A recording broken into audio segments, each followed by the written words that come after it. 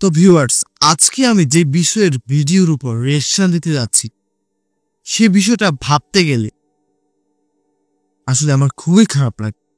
হ্যাঁ, ভাষা হারিয়ে ফেলি যে আমি কি বলবো। আশা করি আপনারা ইতিমধ্যে টাইটেল এবং থাম্বনেল দেখে বুঝতে পেরেছেন আজকে আমি কোন বিষয়ের ভিডিওর উপর রিঅ্যাকশন দিতে যাচ্ছি। সত্যি বলতে ভিউয়ার্স, আমরা যারা ফিলিস্তিনের জান্নাতি ভাই ও বোনদের ভালো চাই এবং শান্তি চাই, আমরা হয়তো অনেকেই একটা বিষয় ভাবি যে তাদের কি কখনো শান্তি ফিরবে না। আর এই বিষয়ে ইসলাম ধর্মের হাদিসে কি বলে। হ্যাঁ ভিউয়ার্স, আজকে আমরা জানবো হাদিসের বর্ণনায় কোন দলটি ফিলিস্তিন জয় করবে। আর আজকের সম্পূর্ণ ভিডিওটা দেখলে আশা করি আপনারা বিস্তারিত অনেক কিছুই জানতে পারবেন। তার সাথে আশা করি আজকের সম্পূর্ণ ভিডিওটা আপনাদের কাছে খুবই ভালো লাগবে। আর ভিউয়ার্স, আজকে আমি কালবেলা নিউজ ইউটিউব চ্যানেল থেকে নেওয়া একটা ভিডিওর উপর রিঅ্যাকশন দিতে যাচ্ছি। আর কালবেলা নিউজ এটা বাংলাদেশের খুবই পপুলার একটা নিউজ মিডিয়া। ব্যক্তিগতভাবে আমি কালবেলা নিউজকে থ্যাঙ্কস জানাচ্ছি এরকম সুন্দর একটা নিউজ আমাদেরকে উপহার দেওয়ার জন্য। তাহলে ভিউয়ার্স চলুন আর বেশি কথা বাড়াচ্ছি না, আপনাদের সঙ্গে একসঙ্গে মিলে চলুন সম্পূর্ণ ভিডিওটাকে দেখে আসি। Let's start it. ফিলিস্তিনের মসজিদুল আকসা মুসলমানদের কাছে পবিত্রতম স্থান, যার প্রতি সম্মান প্রদর্শন এবং সম্মান রক্ষা করা মুসলমানদের ঈমানী দায়িত্ব। মুসা আলাইহিস সালামের জবানে মসজিদুল আকসা ও তার আশপাশের অঞ্চলকে পবিত্র ভূমি উল্লেখ করে পবিত্র কোরআনের সূরা মায়েদার ২১ নম্বর আয়াতে বলা হয়েছে, হে আমার সম্প্রদায়, আল্লাহ তোমাদের জন্য যে পবিত্র ভূমি নির্দিষ্ট করেছেন তাতে তোমরা প্রবেশ করো এবং পশ্চাৎপসরণ করো না, করলে তোমরা ক্ষতিগ্রস্ত হবে। ফিলিস্তিন এতই মোবারক ভূমি যে আল্লাহ তাআলা একে ইসরা ও মেরাজের ভূমি বানিয়েছেন। ফিলিস্তিনের বাইতুল মুকাদ্দাস থেকেই নবীজির মেরাজের শুরু হয়েছিল।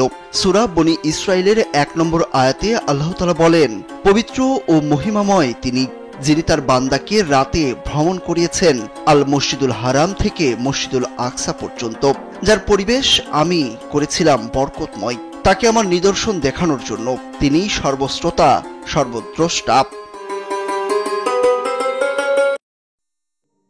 সত্যি বলতে ফিলিস্তিন এটা প্রতিটা মুসলমানদের জন্য একটা পবিত্র স্থান, কারণ সেই জায়গাটাকে মহান উপরওয়ালাই পবিত্র স্থান হিসেবে ঘোষণা দিয়েছেন এবং সেখান থেকে মুসলমানদের সবার প্রিয় হযরত মুহাম্মদ সাল্লাল্লাহু আলাইহি সাল্লাম মেরাজে গিয়েছিলেন।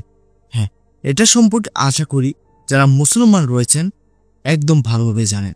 তো ভিউয়ার্স, আশা করি আপনারা বুঝতে পেরেছেন কেন এই জায়গাটা এতটা পবিত্র। তাহলে ভিউয়ার্স চলুন বাকি অংশটা দেখে আসি। কামন ব্রো, এসব অনেক কিছু আসবে আর যাবে, এক্সপার্ট কিন্তু থেকেই যাবে।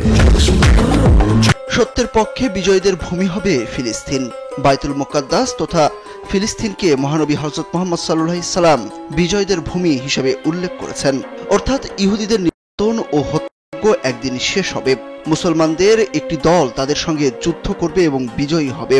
হযরত আবু উমামা রাদিয়াল্লাহু তাআলা আনহু থেকে বর্ণিত, রাসূলুল্লাহ সাল্লাল্লাহু আলাইহি সাল্লাম বলেন, আমার উম্মতের একটি দল সত্যের উপর বিজয়ী থাকবে, শত্রুর মনে পরাক্রমশালী থাকবে। দুর্ভিক্ষ ছাড়া কোনো বিরোধী পক্ষ তাদের কিছুই করতে পারবে না। আল্লাহর আদেশে তথা কিয়ামত পর্যন্ত তারা এমনই থাকবে। সাহাবীরা জিজ্ঞেস করলেন, হে আল্লাহর রাসূল, তারা কোথায় থাকবে? রাসূলুল্লাহ সাল্লাল্লাহু আলাইহি সাল্লাম বলেন, তারা বাইতুল মুকাদ্দাস এবং তার আশেপাশে থাকবে। তো ব্যক্তিগতভাবে আমার মনের একটা কথা যেটা আমি উপরওয়ালাকে জানাতে চাই, সেটা হচ্ছে যারা ফিলিস্তিনের জয় ফিরিয়ে আনবে তাদেরকে খুব দ্রুত আপনি সেখানে পাঠান এবং তারা যাতে খুব দ্রুত সেখানকার বিজয় জয় ফিরিয়ে আনে এবং সেখানকার জান্নাতি ভাই ও বোনদের যাতে শান্তিটা ফিরে আসে। তো ভিউয়ার্স, আপনারা কারা কারা আমার সাথে একমত এবং আপনারা কারা কারা এটাই চান যাতে খুব দ্রুত এই বিষয়টা যাতে ঘটে, অবশ্যই কমেন্ট সেকশনে জানাবে। উপরওয়ালা যা করে ভালোর জন্যই করে, তার পরিকল্পনার উপরে আর কোনো পরিকল্পনা হতেই পারে না। তিনি ঠিক সময় মতো তাদেরকে পাঠাবে। হ্যাঁ, তার সময় হলে তিনি সেই সময় অনুযায়ী তাদেরকে পাঠাবে এবং তিনি পাঠাবেন, এটাই সত্য। আশা করি আপনারা আমার কথাটা বুঝতে পেরেছেন। তাহলে ভিউয়ার্স চলুন বাকি অংশটা দেখে আসি। সহিহ মুসলিমের ৩ নম্বর খণ্ডের 2896 নম্বর হাদিসে হযরত আব্দুল্লাহ ইবনে হারিস রাদিয়াল্লাহু তাআলা আনহু থেকে বর্ণিত, রাসূলুল্লাহ সাল্লাল্লাহু আলাইহি ওয়াসাল্লাম বলেন, পূর্বদিক অর্থাৎ খোরাসান থেকে কিছু লোক বের হয়ে আসবে, যারা ইমাম মাহদীর খেলাফত প্রতিষ্ঠায় সাহায্য করবে এবং খেলাফত প্রতিষ্ঠা সহজ করে দেবে। তার মানে কিয়ামতের আগে ফিলিস্তিন থেকে অবশ্যই অবৈধ দখলদারির অবসান এবং মুসলমানদের বিজয় আসবে। আরেক হাদিসে আবু হুরাইরা রাদিয়াল্লাহু তাআলা আনহু বর্ণনা করেন, রাসূলুল্লাহ সাল্লাল্লাহু আলাইহি সাল্লাম বলেছেন, কিয়ামত সংঘটিত হবে না যতক্ষণ না পর্যন্ত মুসলমানগণ ইহুদি সম্প্রদায়ের সাথে লড়াই না করবে। মুসলমানগণ তাদেরকে হত্যা করবে, ফলে তারা পাথর বা বৃক্ষের আড়ালে আত্মগোপন করবে। তখন পাথর বা গাছ বলবে, হে আল্লাহর বান্দা, এই তো ইহুদি আমার পেছনে, এসো তাকে হত্যা করো। আল্লাহ তাআলা মসজিদুল আকসাকে দাজ্জালের হাত থেকে রক্ষা করবেন। হাদিসে এসেছে, দাজ্জাল পৃথিবীতে 40 দিন অবস্থান করবে, তার রাজত্ব সর্বত্র বিস্তার লাভ করবে। তবে 4 মসজিদ তার নিয়ন্ত্রণের বাইরে থাকবে, তা হলো কাবা, মসজিদে রাসূল, মসজিদুল আকসা ও মসজিদে তুর।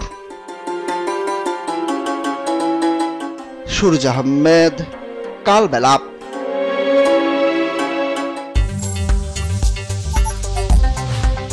তো ভিউয়ার্স, সম্পূর্ণ ভিডিওটা তো আপনারা দেখতেই পেলেন। আশা করি আপনারা বিস্তারিত সবকিছু বুঝতে পেরেছেন এবং দেখতে পেরেছেন এবং জানতেও পেরেছেন। তো সম্পূর্ণ ভিডিওটা দেখার পরে একটা বিষয় আমার কাছে খুবই ভালো লেগেছে, যে তারা কোথাও লুকাতেও পারবে না। হ্যাঁ, গাছের পেছনে লুকালে গাছ বলে দেবে, পাথরের পেছনে লুকালে পাথরও বলে দেবে। হ্যাঁ, এমনটাই ঘটবে তাদের সঙ্গে, আর এমনটাই ঘটা উচিত, কারণ তারা যেটা করছে বলার মতো নয়। তো ভিউয়ার্স, সম্পূর্ণ হাদিসটা আপনাদের কাছে কেমন লেগেছে? দেখুন, সম্পূর্ণ হাদিসটা দেখার পরে আপনারা আশা করি একটা বিষয় একদম ক্লিয়ারলি বুঝেছেন যে হ্যাঁ, আসবে এবং তারা বিজয় করবে। আশা করি আপনারা বুঝতে পেরেছেন বিজয় একদিন হবেই, সেটা একদমই নিশ্চিত। হ্যাঁ, 100% নিশ্চিত। তো ভিউয়ার্স, এখন কথা হচ্ছে কখন হবে, সেটা একমাত্র উপরওয়ালাই ভালো জানে এবং উপরওয়ালাই এটা ঠিক করবে এবং উপরওয়ালাই তার সময় অনুযায়ী সেটার বিজয় করিয়ে নেবে। হ্যাঁ, দেখুন ভিউয়ার্স, একটা বিষয় আমি আপনাদেরকে বোঝাই, সেটা হচ্ছে আপনি যদি কোনো কিছু তৈরি করেন, মানে ধরুন আপনি একটা রোবট তৈরি করেছেন, আপনি চাইলে কিন্তু সেই রোবটটাকে কন্ট্রোল করাতে পারবেন, এবং সেই রোবটটা যদি উল্টাপাল্টা কিছু করে আপনি চাইলে সেই রোবটটার ব্যাটারি খুলে সেটাকে স্টপও করে দিতে পারবেন। উপরওয়ালা চাইলেও কিন্তু মানুষদেরকে যেই কোনো সময় যেই কোনো জায়গায় স্টপ করে দিতে পারে। হ্যাঁ, তার কাছে সেই ক্ষমতা রয়েছে। আশা করি আপনারা বুঝতে পেরেছেন যে আমি কোনটা বলতে চাচ্ছি। তিনি চাইলে সবকিছুই করতে পারেন। তো ভিউয়ার্স, আপনারা যে যেখান থেকে আমার এই ভিডিওটা দেখছেন, অবশ্যই জান্নাতি ভাই বোনদের জন্য প্রার্থনা করবেন, দোয়া করবেন। তো কেমন লেগেছে আজকের এই ভিডিওটা? যদি ভালো লেগে থাকে আপনারা চাইলে আমাদের চ্যানেলটাকে সাবস্ক্রাইব করতে পারেন, ভিডিওতে লাইক করতে পারেন, কমেন্ট করে আপনার মূল্যবান মতামত জানাতে পারেন। আর আজকে এখানে বিদায় নিচ্ছি, দেখা হবে পরবর্তী কোনো একটা ভিডিওতে। ততক্ষণ পর্যন্ত সকলে ভালো থাকবেন, সুস্থ থাকবেন। Tata, bye bye.